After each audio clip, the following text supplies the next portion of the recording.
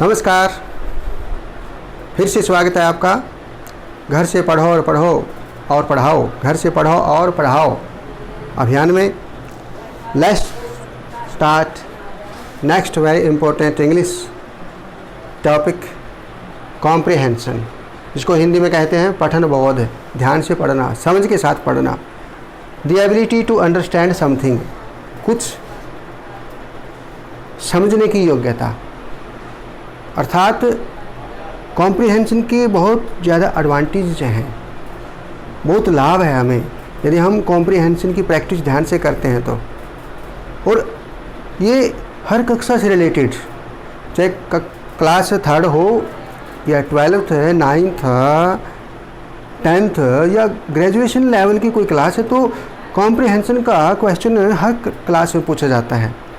चाहे वो comprehension with question answer, जिसमें क्वेश्चन है, आंसर हम पैसेज में से छांट करके लिखते हैं, या फिर comprehension with multiple choice questions, जिसमें मल्टीपल चॉइस होती है, ABCD, उसमें से जो ठीक है हम उस पर टिक मार्क लगाते हैं।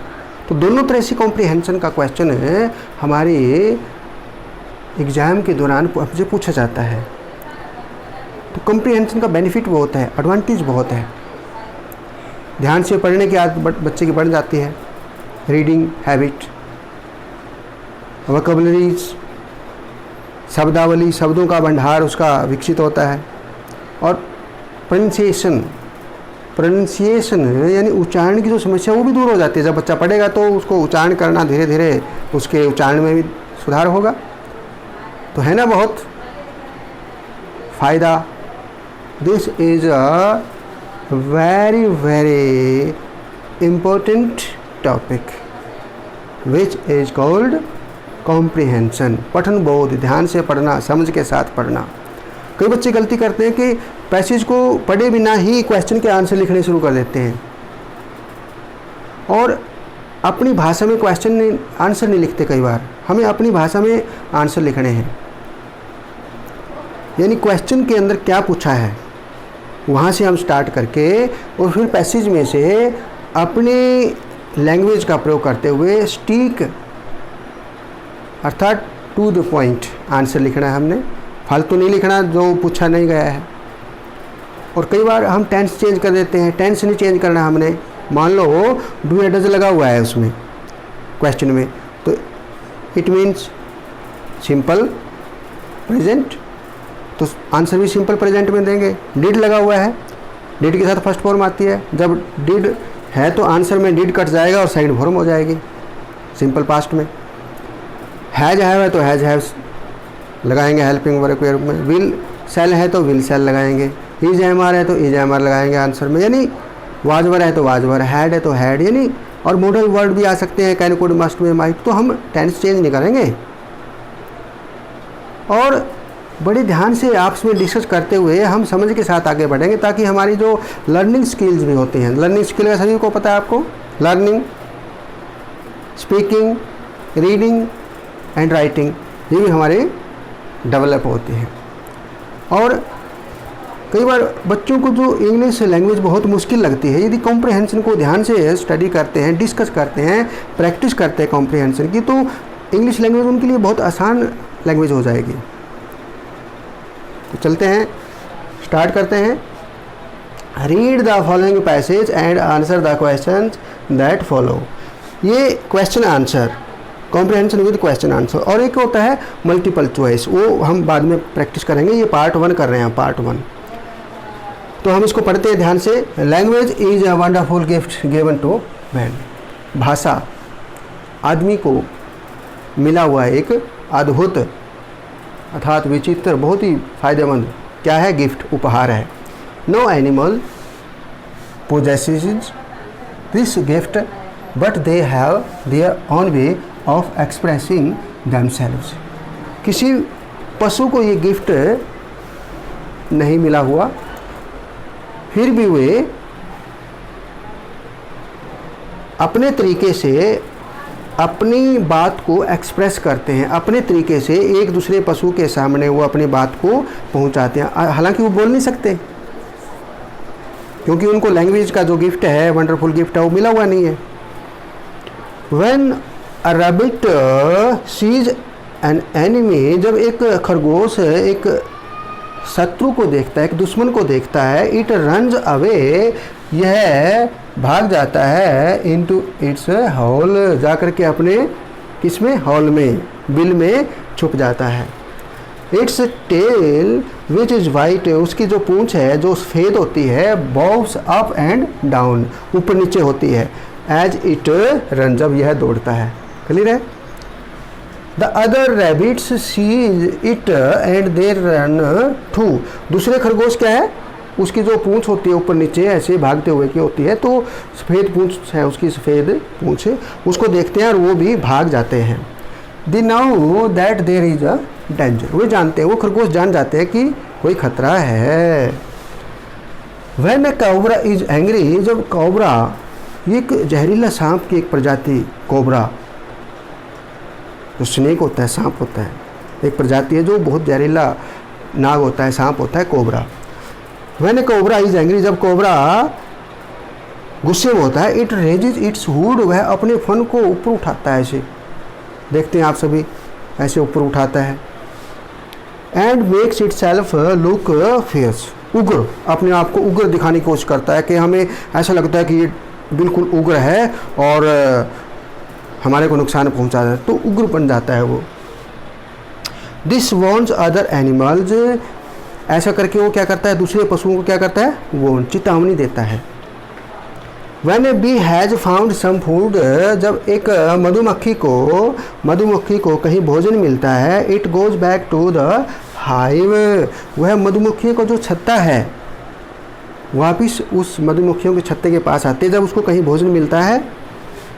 It cannot tell the other bees where the food is by speaking to them, वो जो मधुमक्खी है वो उनको बोलकर नहीं बता सकती कि भोजन कहाँ पर है, बाय स्पीकिंग, बोलकर नहीं बता सकती क्योंकि लैंग्वेज का नॉलेज नहीं है उसको, बोलकर तो नहीं बता सकती। But it does a kind of dance in the air, परंतु हवा में वह एक विशेष प्रकार का क्या करती है, वहाँ अपने मधुमक्खियों के छत्ते के पास जा करके ऐसे क्या करती है, वो डांस करती है। सम एनिमल्स से थिंग्स बाय मेकिंग साउंड्स, और कुछ ऐसे पशु होते हैं जो अपने संकेत तो भौंक करके, आवाज़ से, साउंड से, जैसे कुत्ता भाव भाव भाव भाव, कुत्ता भौंक करके, और भी पशु हैं जो अपनी आवाज़ से अपनी बात दूसरे पशुओं तक पहुंचाते हैं। A dog barks when a stranger comes near, एक कुत्ता भौंकता है, कब भौंकता है, जब कोई अजनबी स्ट्रेंजर उसके नज़दीक आता है। तो इस प्रकार हमने पढ़ा इसको। कई बार बच्चे सोचते हैं कि मुझे किसी सेंटेंस की हिंदी नहीं या मतलब ट्रांसलेशन समझ में नहीं आया है तो मैं इसको कैसे पढूं, तो ये आप यदि एक लाइन को 2 या 3 बार पढ़ेंगे सेंटेंस को तो उसका आइडिया आपको आ जाएगा। किसी एक वर्ड का मीनिंग मान लो आपको ना भी आए तो पूरी लाइन का एक आइडिया लेने की कोशिश करें पूरी लाइन को पढ़ने के बाद, तो आपको उसका भाव का पता लग जाएगा। अब हम इसका क्वेश्चन देखते हैं। First, what wonderful gift has been given to a man, आदमी को कौन सा विचित्र, कौन सा अद्भुत गिफ्ट मिला हुआ है, कौन सा मिला हुआ है, देखो। अब इसका आंसर हम देखते हैं कहाँ पर है। Language is a wonderful gift to, तो वंडरफुल गिफ्ट कौन सा है, लैंग्वेज है। कई बच्चे क्या करते हैं, इस लाइन को ऐसे कैसे लिख देते हैं, उतार देते हैं नकल मार करके ऐसे ही, और कह देते हैं मेरा ठीक है। ऐसे ठीक नहीं है, अपनी लैंग्वेज में बनाना है। कैसे, कौन सा गिफ्ट है, what wonderful gift has been given to a man, language.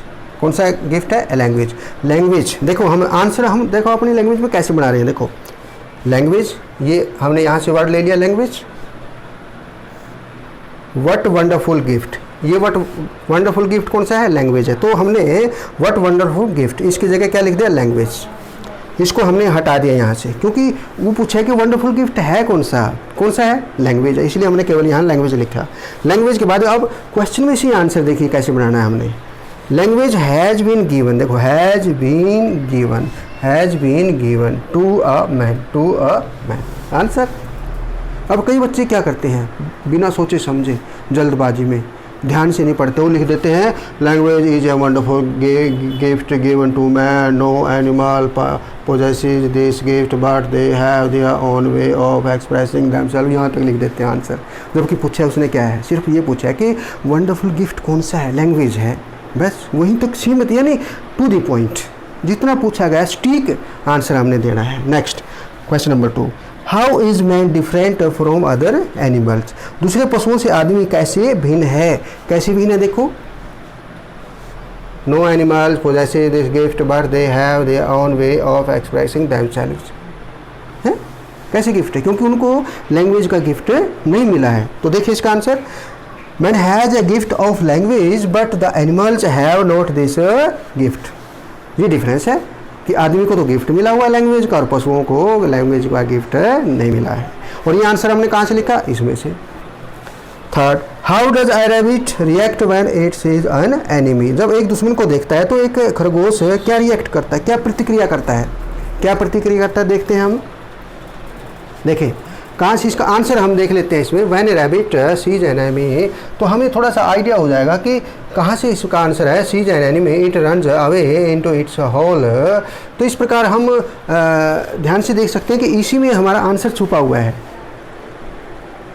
इसमें आंसर छुपा हुआ है हमारा, और उसको हम उसमें से उतार करके कैसे लिखेंगे, how does a rabbit react when it sees an enemy, see it runs away into its hole, it runs away into its hole, it runs away into its whole.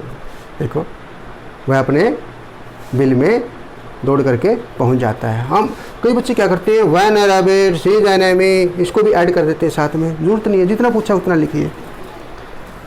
How does rabbit give a signal, ये sign से signal बना है, sign होता है SIGN sign, और sign से signature बनता है, सिग्नेचर साइन करते हैं हम, लेकिन जब इसके आगे AL और जोड़ देंगे तो ये फिर सिग्नल हो जाएगा, संकेत, सिग्नल का मतलब क्या होता है, संकेत। How does rabbit give a signal of danger to other rabbits, तो दूसरे रैबिट्स को वो सिग्नल कैसे देता है, कैसे संकेत देता है खतरे का, देखो आगे, its tail which is white bows up and down as it runs। तो इस प्रकार हमें पता लग जाता है कि हमारा जो आंसर है इसी लाइन में छुपा हुआ है, तो हम इस प्रकार उसको डॉट लगा करके अंडरलाइन कर देते हैं, हमें पता लग जाता है कि आंसर इसमें हमारा छुपा हुआ है। तो आंसर क्या हो जाएगा इसका, the rabbit bobs up and down its tail, अपनी पूंछ को ऊपर नीचे करता है, एज इट रन्स, जब यह दौड़ता है, as it runs, giving the signal of danger to other animals, giving the signal of danger to other rabbits, इस प्रकार दूसरों को संकेत वो दे देता है।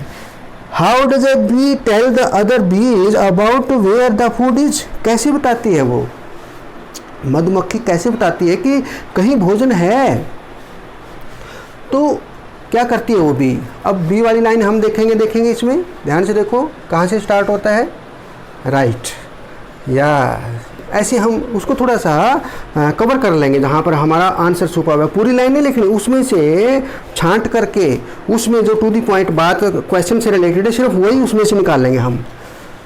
When a bee has found some food it goes back to the hive, it cannot tell the other bees where the food is by speaking to them, but it does a kind of dance in the air। तो ये सारा का सारी 3-4 लाइनें नहीं लिखनी हमने, कई बच्चे लिख देते हैं ऐसे ही, तो ये तो गलत हो जाएगा फिर। तो इसके अंदर पूछा क्या है, क्या पूछा है, how does a bee tell the other bees about where the food is, कहाँ पर है भोजन, it tell them about food by dancing in the air, बस by dancing in the air, देखो dance in the air, by dancing, it tells them, उनको बताती है about food by dancing in the air, हवा में dance करते हुए वो बता देती है कि वो समझ जाते हैं कि हाँ कहीं ना कहीं भोजन है। Next, what does a dog do when A stranger comes near, अब कुत्ता कैसे बताता है, कुत्ता क्या करता है जब कोई स्ट्रेंजर नज़दीक आता है, इट, अब देखो एक और ध्यान रखना आपने, पशुओं के लिए मुख्य रूप से हम इट का प्रयोग करते हैं, जब कोई मेल चाहे वो मतलब आदमी के रूप में, जब हम पर्सन के रूप में मैन के रूप में हम मेल के लिए लिखते हैं तो ही का प्रयोग करते हैं, ही, हिज, हिम। फीमेल के लिए सी, हर, हर, ठीक है ना। लेकिन जो पशु हैं, जो जीव जंतु हैं, उनके लिए हम किसका प्रयोग करेंगे एज ए सब्जेक्ट? उनके लिए प्रोनाउन कौन सा यूज करते हैं हम? इट। ही या सी नहीं, इट का प्रयोग करते हैं। It tells them about food by dancing in the air. अब इट ए डॉग, कई बच्चे यहाँ एडोग भी लिख सकते हैं, एडोग बाक्स, जबकि इसके लिए प्रोनाउन लगा देना चाहिए इट। इट लगा दो या एडोग, दोनों लगाने की जरूरत नहीं, एडोग या इट, एक लगा दे इसमें। It box when a stranger comes near. एक और देखना हमने, देखो इसमें डज लगा हुआ है, सिंपल प्रेजेंट है, तो इसमें कौन सी फॉर्म लगाई हमने? फर्स्ट लगाई है। देखो नेक्स्ट डज लगा हुआ है, सिंपल प्रेजेंट है, कौन सी फॉर्म लगाई है? फर्स्ट, यानी प्रेजेंट में आंसर, क्वेश्चन प्रेजेंट इंडेफिनिट में है तो आंसर भी प्रेजेंट इंडेफिनिट में ही होगा। इसमें देखें फर्स्ट में हैज़ बीन, कोई चेंजिंग नहीं की है ना, टेंस सेम रखना है हमने। इसमें देखें